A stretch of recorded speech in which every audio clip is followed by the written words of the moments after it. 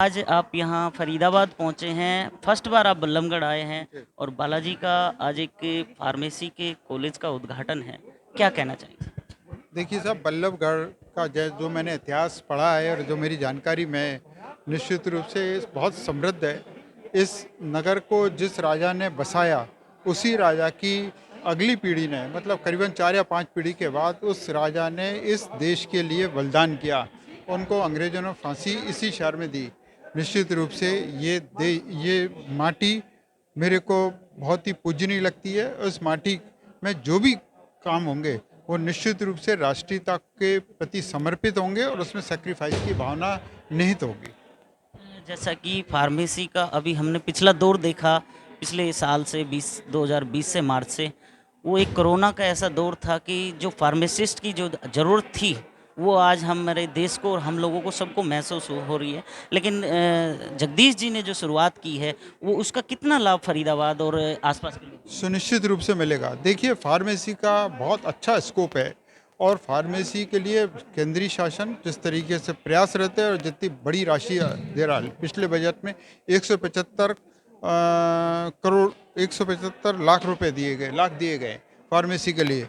तो वो कोई छोटी रकम नहीं है। इससे फार्मेसी के क्षेत्र को बहुत आगे बढ़ने का मौका मिलेगा और फार्मेसी में हम वो दिन दूर नहीं है जब हम एक नंबर पर विश्व में होंगे।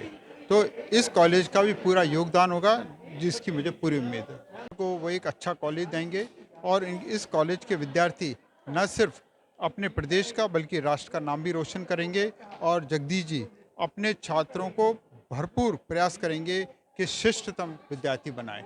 ऐसी मुझे उम्मीद है। राम अवतार जी हमारे साथ में हैं, जो अभी हमें पता चला है कि राम के पद चिन्हों पर चलकर जहाँ जहाँ राम जी के पद चिन्ह हैं इस भारत के अंदर, वहाँ वहाँ राम अवतार जी पहुँचे हैं। कहते हैं कि जहाँ राम हैं वहाँ राम अवतार जी पहुँचे हैं। राम अवतार जी, ये फरीदाबाद के कॉलेज, फार्मेसी का कॉलेज, पहला कॉलेज खुल रहा है यहाँ पर बल्लभगढ़ में, क्योंकि देहात में तो हैं लेकिन शहर के अंदर कोई कॉलेज नहीं है। क्या कहना चाहेंगे आज फरीदाबाद को? देखिए, मेरे तो भावना ये है कि हमारे बच्चे केवल सर्टिफिकेट के लिए नहीं पढ़ें। हमारे समय में जो कुछ शिक्षा दी जाती थी, वो विषय को समझाया जाता था, केवल मार्क्स लेने के लिए नहीं। तो हमारा तो ये निवेदन है, यहाँ से जो भी बच्चे निकलें, वो केवल पैसा कमाने के लिए नहीं, केवल सर्टिफिकेट के लिए नहीं, केवल नौकरी के लिए नहीं, वो कुशल बने और इस कौशल के माध्यम से जन सेवा करें और हरियाणा का, इस कॉलेज का, बल्लभगढ़ का नाम रोशन करें। ऐसी हमारी भगवान से प्रार्थना और मेरी शुभकामना। जैसा कि राम के बारे में बहुत ज़्यादा जानकारी है, कोई ऐसा विषय हो जहाँ पर आपको राम के पद चिन्हों पर चलकर उनके पद चिन्ह देखने के बाद कुछ ऐसा आभास हुआ हो कि हर आदमी एक अलग चीज़ महसूस करता है, कोई ऐसा चमत्कार आपने देखा हो, वो हमारे दर्शकों के साथ शेयर करें? देखिए, राम जी के मार्ग पर चलने में तो पद पद पे चमत्कार है, लेकिन वो सब अनुभव की चीज़ें हैं, केवल दिखावे की नहीं। व्यवहारिक दृष्टि से मैं ये अनुभव करता हूँ कि हम लोगों ने राम जी के रामत्व पर बहुत बातें की, लेकिन राम जी की लीला भूमि को हम लोग भूल गए। राम जी की लीला भूमि की दृष्टि से अयोध्या जी से जनकपुर और रामेश्वरम तक 290 स्थलों को अभी तक आइडेंटिफाई किया गया। ये स्थल धीरे धीरे लुप्त हो रहे हैं, समाज की लापरवाही से और विधर्मियों के षड्यंत्रों से भी स्थल लुप्त होते जा रहे हैं।